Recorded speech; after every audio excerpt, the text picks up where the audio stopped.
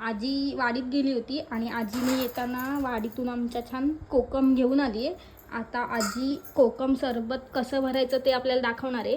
गेल्या वर्षीची आपण कोकम सरबतची व्हिडिओ टाकली होती, त्याला मिलियनमध्ये व्ह्यूज आहेत।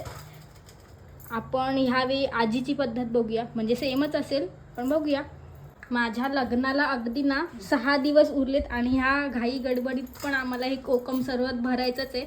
म्हणजे मी आता जाईन ना, पण त्याच्या आधी आजी मला हे कोकम सरबत भरून देते। कोकम छान गेल्या वर्षी जी कोकम आणली होती ना ती आम्ही विकत आणली होती, पण ह्या वर्षी आमच्या वाडीमध्ये कोकम झाली आहेत, त्याच्यामुळे आम्ही ही घरूनच घरच्या वाडीतलीच कोकम आहेत। तर आता मी ते फोडून घेते पूर्ण ही कोकम आणि आता मग आम्ही त्याचं सरबत भरून ठेवणार आहोत।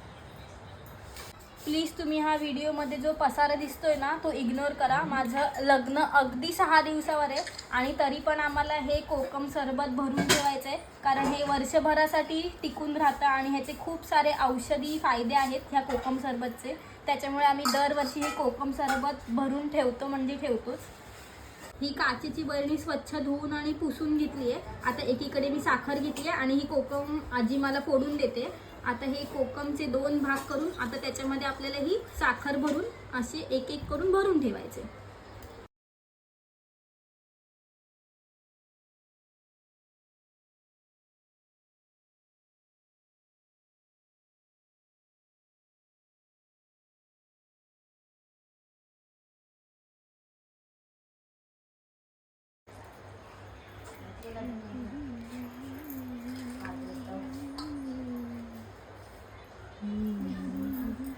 ह्या वर्षी पण कोकम सरबतच्या व्हिडिओला मिलियन व्ह्यूज जाऊ दे। गेल्या वर्षी जसे तुम्ही मला ह्या व्हिडिओमुळे मी आज जे काय आहे ना ते ह्या कोकम सरबतच्या व्हिडिओमुळे, म्हणजे त्या व्हिडिओ नंतर माझे मिलियन व्ह्यूज गेले।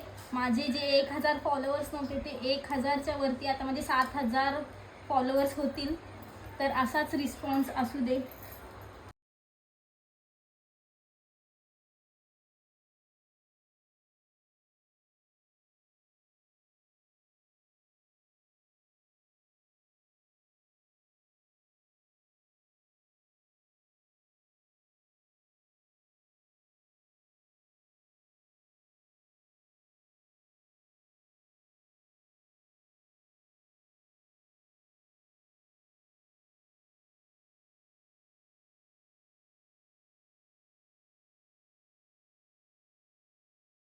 आता हे सगळं कोकमची फळं आणून ती फोडून त्याच्यामध्ये साखर भरून आमची ही आता काचेची बरणी पूर्ण भरून झाली आहे।